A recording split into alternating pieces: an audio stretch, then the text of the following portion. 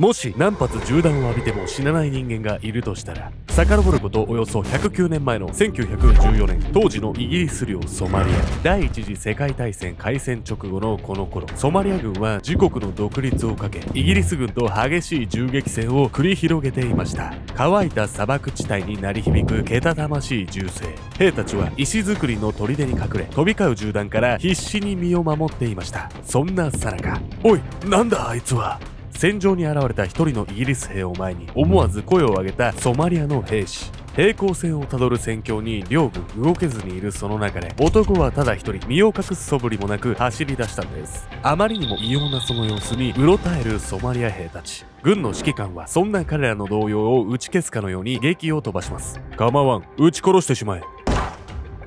放たれた2発の銃弾は確かに男の顔面に命中。やったぞ、死にたがりのイギリス野郎め。無鉄砲な男の死に様にソマリア兵たちは思わず笑みをこぼしました。ところが顔面を撃ち抜かれ致命傷を負ったはずのイギリス兵は楽しそうに笑っていたんです。戦場で顔面を撃ち抜かれてもなお不敵に笑うイギリス兵。不死身の兵士と呼ばれた男が残した数々の伝説とは。この男の欲求、実は戦場でのみ満たされるものだったんです。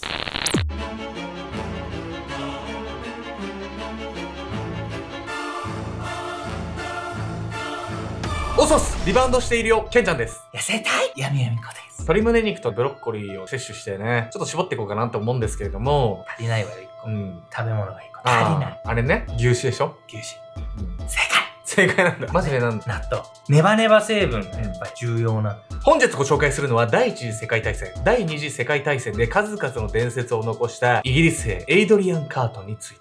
第一次世界大戦、第二次世界どっちも。どっちも。もう何百人殺したとかそういう話、人を殺したとかそういうことじゃ、もう自分がすごいんですよ。自分がすごい。とにかく何があっても殺せない男なんです。一体どういうことなんでしょうか。体に刻まれた伝説。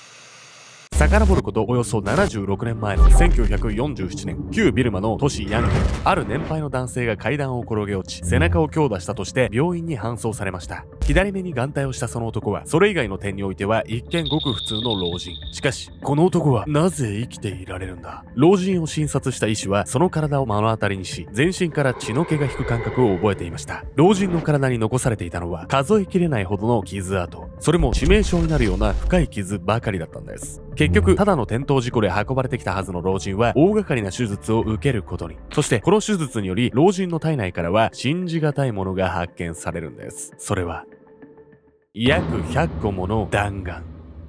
普通死んじゃうでしょ、こんなの。まあこの人ね、普通〇〇って言葉も通じないぐらい普通じゃないですよ。その後、手術は無事に成功。意識を取り戻した老人に対し、医師は早速こんな質問をしました。あなたの体にはあまりにも傷が多すぎる。一体何があったんです？すると、老人は眼帯がつけられた左目を指さしてこう言います。この傷は第一次世界大戦でできたものだ。そしてこっちは第二次世界大戦。確か飛行機が墜落した時だったかな。体中の傷跡をまるで自慢するかのように事細かに説明していく老人。そして最後に老人が言い放った一言に医師は思わず眉を潜めることになるんです。いやー、あの時代の戦争は実に楽しかったな。老人の名はエイドリアン・カートン。第一次世界大戦、第二次世界大戦を最前線で戦い、伝説のイギリス兵と呼ばれたこの男はどのような生涯を送ってきたんでしょうか。1880年5月5日、エイドリアン・カートンはベルギーのブリュッセルに生を受けます。裕福な貴族の長男として生まれたカートンは6歳の頃、実の母を亡くした関係でエジプト・カイロへ移住。11歳の頃には熱心なカトリック教徒のママ母によりイギリスのカトリック系の寄宿学校へ送られます。その後、カートンはオックスフォード大学に進むも、彼には勉強より何より大切な夢がありました。俺は戦争がしたい。そうやって思いを募らせたカートンは1899年19歳を迎えたその年に大学を中退。なんと年齢を25歳と偽り偽名を駆使してイギリス陸軍へ入隊してしまうんです。そしてお前は一体どういうつもりなんだ。傷だらけのカートンを前に激怒する彼の父親。そう、カートンはこの年ボーア戦争に参加するも特に戦果を上げることもなく重傷を負った状態で本国へ返されてしまいました。カートンが大学で勉学に励んでいると信じていた父親は何を考えているのかわからない彼のその行動にただただ呆れるしかなかったんです。しかし、そうやって父から叱責を受ける中でも、カートンは全く別のことを考えていました。やっぱりそんなに甘いもんじゃないな。次の戦争ではもっとうまくやってみせるぞ。何がどうなって戦争なんかに憧れるわけよ。実はなんで戦争に憧れたのかっていうのは語られていないんです。血気盛んな性格でね、上流階級の恵まれた生活ってのに退屈していたのかもしれないですよね。そしてカートンのリベンジ戦はこれまで人類が経験したことのない規模で行われたあの戦争なんです。不死身のイギリス兵。1914年、第一次世界大戦が勃発すると、カートンは南アフリカのソマリアへ派遣されます。そして30代半ばを迎えた彼の姿は、かつての非力なものではありませんでした。ボーア戦争の後、肉体改造を行ったカートンは、以前とは見違えるほどに屈強な体を手に入れていたんです。現地で行われていたのは、イギリスからの独立を目論むソマリア軍との銃撃戦。この戦闘においてカートンは常に最前線に立ち、敵軍と果敢に対峙していたんです。そんなある日のこと。カートン、大丈夫か？放たれた2発の銃弾に騒然とするイギリス兵たち。銃弾は無鉄砲に敵軍へ突撃していたカートンの顔面に直撃し、誰もが彼の死を確信しました。しかし、よう、戻ったぜ。顔面からおびただしい量の血を流しながらも何事もなかったかのように仲間の元へ戻ったカートン。仲間のイギリス兵たちはその姿にただただ戦慄していたんです。この時カートンは左目と耳の一部を失うんですが、実はこれはまだ彼の逸話のほんの序章に過ぎないんです。序章に過ぎないって顔面打ち抜かれてるよりすごい話がこれからあるっていうの？そうなんです。話聞くだけでね、痛い痛い痛い痛い痛いってね、そうなる話なんですよ。翌年の1915年、カートンはフランスへ向かい、ドイツ対連合国軍の西部戦線に参戦。その最中のこと。おいドクター、この手が邪魔でしょうがねえ。さっさと何とかしてくれ。そう言ってカートンが差し出した左手は、ほとんど原型をとどめておらず、身につけていた腕時計と血肉が一体化しているような状態。傷を目の当たりにした医師は顔をしかめながらこう言います。いや、ここの設備でこの手を手術するのはリスクが高すぎる。すると、うざってえな。ならもういいよ。勢いよく飛び散った鮮血に思わず言葉を失う医師。そう、この時カートンは自分で手首を引きちぎったんです。そんなことできる？彼には痛みとかっていう概念がないわけ。痛いんですよ、本当は。普通だったら。ただ彼は異常な状態だったんです。どういうわけか。アドレナリンの分泌によるものだと考えられるんです。というわけで本日のメトラキーワード、アドレナリンについて。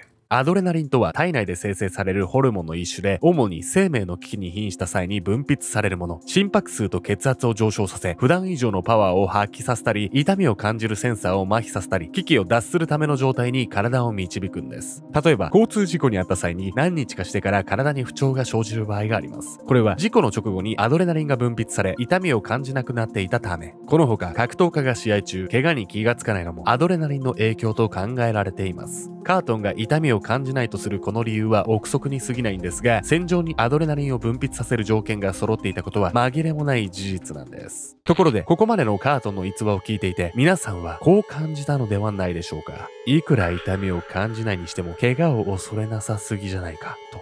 実はカートンが怪我を恐れず前線に立ち続けることには、彼が持っていたある思想が関係していたんです。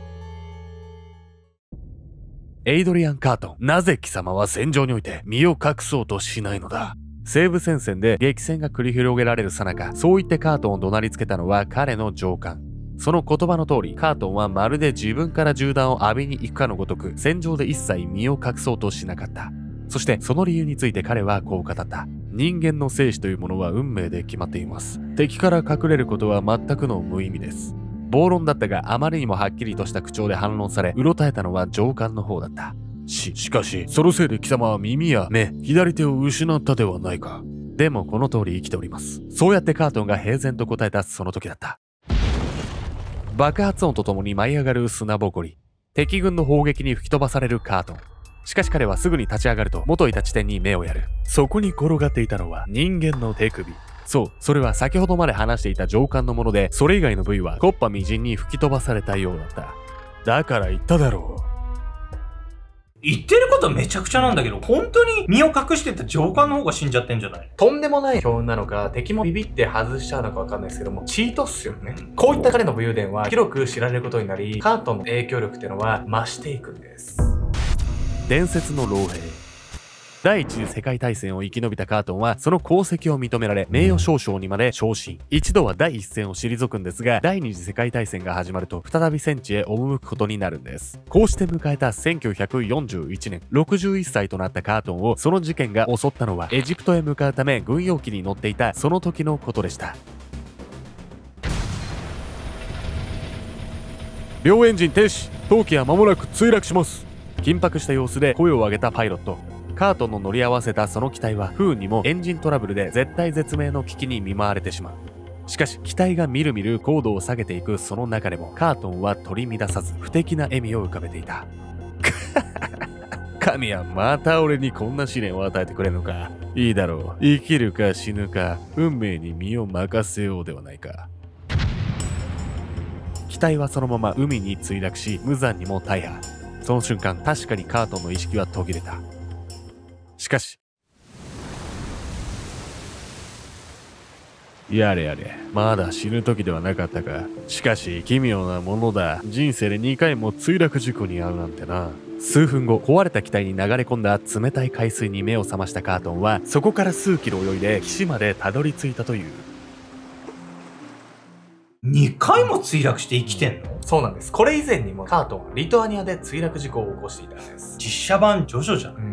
なんか山のてっぺんらへんに落ちたってのがあったよね。それカーズでしょ？カーズ？山のてっぺんに落ちて噴火で宇宙まで飛ばされたのがカーズでしょ。カーズってジョジョだっけ？それジョセフ・ジョースターの回です。そっか。奇跡的にも飛行機事故から生還したカートンら数人のイギリス兵。しかし一難去ってまた一難。墜落した場所が実は最悪の場所だったんです。飛行機の墜落地点は目的地エジプトの西に位置するリビア。当時敵国のイタリアが支配していた国でした。案の定カートンらは間もなくイタリア軍に見つかり捕虜として捕らえられることになるんです。しかしカートンにとってはそんな捕虜生活さえも自身の運を試す一材料に過ぎません。そう、彼はなんとこの7ヶ月後トンネルを掘って脱走。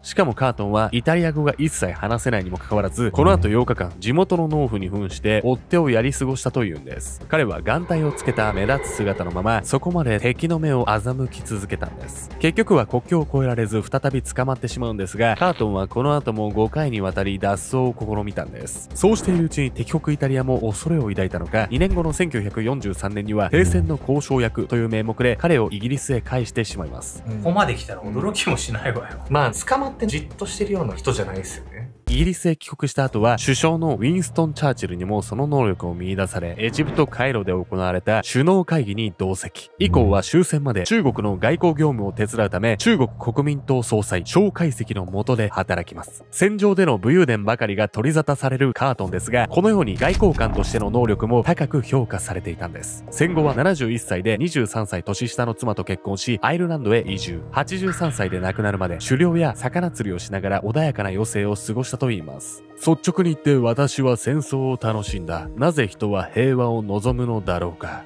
第一次世界大戦の後にそんな言葉も残しているカートン。彼は不屈の闘志を宿した英雄なのか、それとも異常なまでの戦闘狂なのか。メトラーの皆さんはどう感じましたか？